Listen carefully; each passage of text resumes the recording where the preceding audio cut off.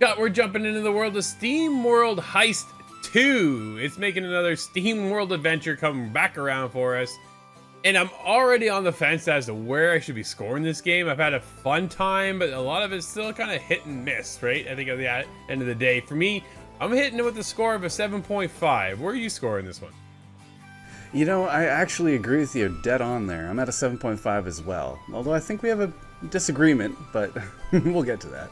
Yeah, there's definitely a couple of things we need to get into, right? The story, there's a light story here.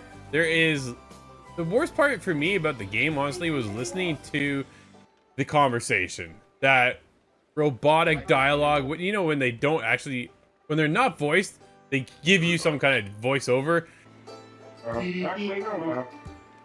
And the mechanic behind it, dude, it just, it's like nails down chalkboard for me.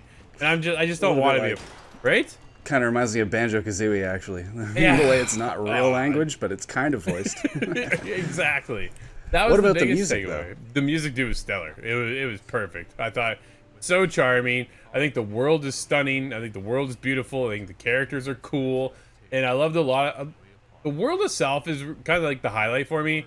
And then the fact that you can build up your sub and then your crew and you go out and set on these adventures. But the problem is you set out on this adventure as the Navy's taking over and all these, there's the good bots and then there's the bad bots, right? I mean, you're technically kind of really like a pirate more than anything else, which I kind of like the aspect of it. And then from there, you're just trying to make sure, hey, people are missing. Where do these guys go? And you're just out searching around. But the problem is the combat, dude, just got so repetitive for me, right?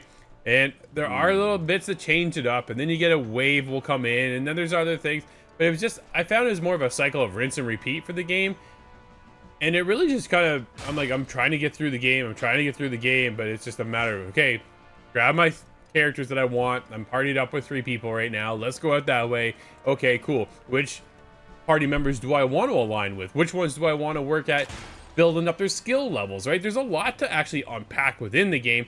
But dude, the story I thought was cool. There's a, I just don't want to give away too much, right?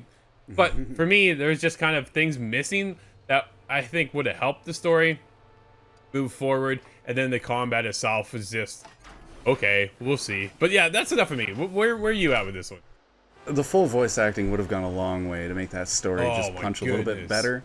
Yeah. But I thought the story was a little bit just window dressing to me. It was just kind of an excuse to jump through and get into that action. The action, although I agree with you, it can be a little bit repetitive, but it's the Worms style of combat. Yeah. You're moving your character, and then at the end of that turn, you have an attack, or maybe you're doing some other kind of cheesy side attacks, throwing a grenade, and that doesn't count. There's different kind of tweaks you can do to some of your characters.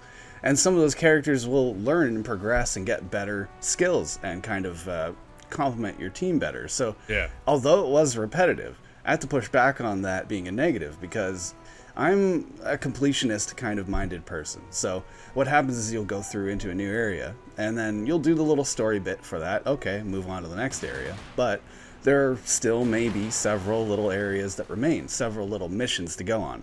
Well, I find myself going back to every single one of those, getting the best score I can. 3 stars. And mostly it's mostly just an excuse to continue on with these characters into that action. It was a kind of action that I haven't played in a very long time, not since Worms, and maybe that was 10 years ago.